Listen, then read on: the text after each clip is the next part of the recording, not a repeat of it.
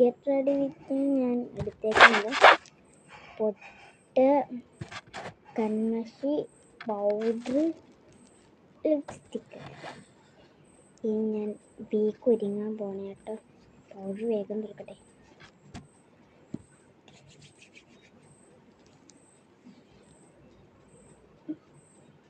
ക്യാമറയ്ക്ക് എന്തോ ഒരു പ്രശ്നം എനിക്ക് തോന്നുന്നുണ്ട്, കാരണം ക്യാമറയിൽ മൊത്തം കളറായിട്ടുണ്ട്.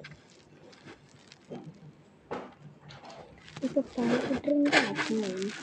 ഞാൻ ഉപയോഗിക്കുന്നത് പൊട്ട് വെച്ച് ലാസ്റ്റിലിട്ട് വയ്ക്കുന്നത് കൺമഷിയാട്ടെ. കൺമഷിന് മെയിൻ ആവശ്യമുള്ളത് എനിക്ക്.